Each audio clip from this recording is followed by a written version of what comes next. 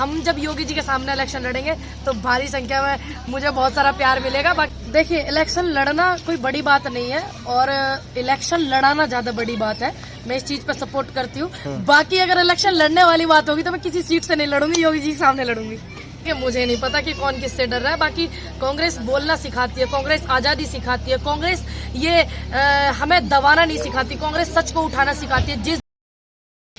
नमस्कार, मैं सुनील और आप देख रहे हैं अखिल भारत न्यूज। आज मेरे साथ पूनम पंडित हैं। काफी दिन बाद जब से इन्होंने कांग्रेस ज्वाइन किया है, आज पहली बार इंटरव्यू ले रहे हैं। तो पहले आज आपका जन्मदिन है, आपको जन्मदिन की बहुत ढेरों शुभकामनाएं हैं। बहुत सारी शुभकामनाएं। जितने भी लोग मुझे देख रहे हैं, मैं उनसे अनुरोध करती हूँ कि मुझे ऐसा आशीर्वाद दे कि मैं जब भी सच की आवाज उठाऊं और उस पर फतेह पाऊं आप लोगों के लिए। आपकी जब भी आवाज उठाऊं, चाहे वो किसी बेटी की हो, चाहे किसी किसान की हो, चाहे किसी मजदूर मजलूम की हो, जब भी मैं उस आवाज को उठाऊं और मैं उस पर फतेह पाऊं, बस ऐसा आशीर्वाद आप मुझे दें। कांग्रेस में आप आई हैं, उत्तर प्रदेश में 2022 में चुनाव आ रहे हैं, तो इलेक्शन भी लड़ेंगी। देखिए, इलेक्शन लड़ना कोई बड़ी बात नहीं है और इलेक्शन लड़ाना ज्यादा बड़ी बात है। मैं इस चीज पर सपोर्ट करती हूँ। बाकी अगर इलेक्शन लड़ने वाली बात होगी तो मैं किसी सीट से नहीं लड़ूंगी, योगी जी के सामने लड़ूंगी।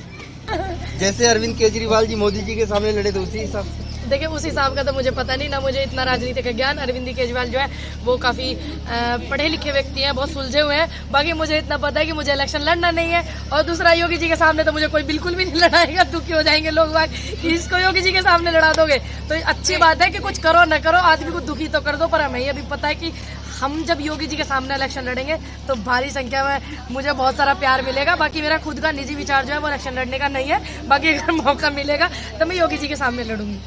आप नहीं डर रही, लेकिन आपकी पार्टी कांग्रेस आप बोल रही हैं कि नहीं लड़ाएगी।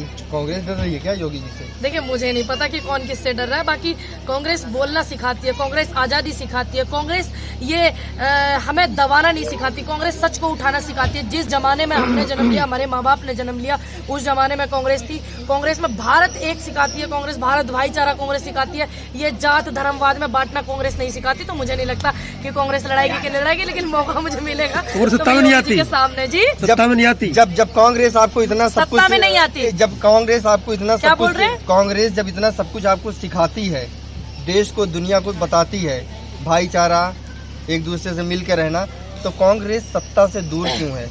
सवाल तो उठता है ना इस पे। देखिए, अभी सत्ता परिवर्तन कौन नहीं चाहता? जब 2 बार 3 बार से कांग्रेस थी तो सत्ता परिवर्तन सभी चाहते हैं, आपको भी पता है। तो एक समय के आधार पर फिर हम जैसे युवा ने सोची कि चलो नई पार्टी आएगी फिर से, है ना, योगी जी मोदी जी थोड़ा कुछ नया लाएंगे, युवाओं के लिए इतनी बड़ी बड़ी बात करेंगे। तो कर रहे थे 2 करोड़ रोजगार की, और ये देंगे वो देंगे, दोगुनी आय कर देंगे, नए साल भी आगे आए, दोगुनी अब भी ना हुई।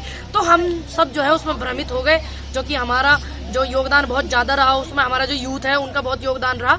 बाकी अकेले भारतीय जनता पार्टी के बनाने से वो प्रधानमंत्री नहीं बने, सभी का योगदान है।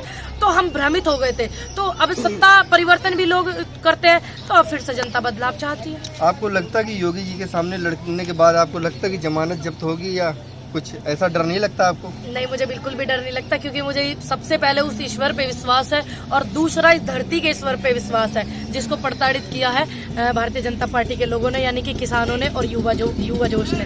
तो मुझे उन पर बहुत ज्यादा विश्वास है, तो मुझे तो बिल्कुल भी डर नहीं लगता।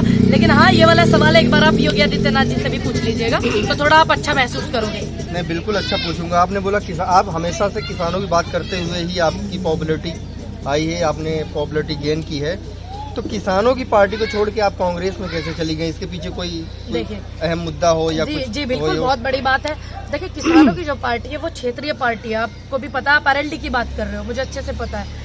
तो वो क्षेत्रीय पार्टी है। बात सिर्फ यहाँ उत्तर प्रदेश की नहीं है, संविधान खतरे में उत्तर प्रदेश का ही नहीं, पूरे देश का है। बेटियों के बलात्कार सिर्फ उत्तर प्रदेश में नहीं होते, पूरे देश में होते हैं। और फिर युवा जो है पूरे देश में है, किसान पूरे देश में। और मुझे प्यार देने वाला कौन है? मेरा वजूद किससे है? तो ये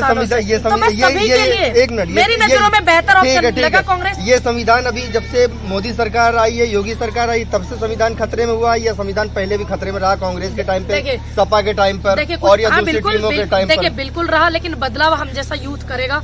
ठीक है, हम जैसे यूथ ही तो बदलाव करेंगे उस चीज को। अब ऐसा तो है नहीं कि मैं पैदा होते ही राजनीति करने लग जाती, ना मेरा राजनीतिक करियर का कोई वो था लेना देना किसी भी चीज से, सभी को पता है। तो अब हम जैसे लोग आए हैं, और भी बहुत अच्छे अच्छे समझदार यूथ आया हुआ है, तो अब बदलाव चाहते हैं हम लोग। तो संविधान अब ज्यादा खतरे में। आप 2014 से पहले का इतिहास उठा करके देखिए, 2014 के बाद का इतिहास उठा करके देखिए, आपको पूरा समझ में आ जाएगा।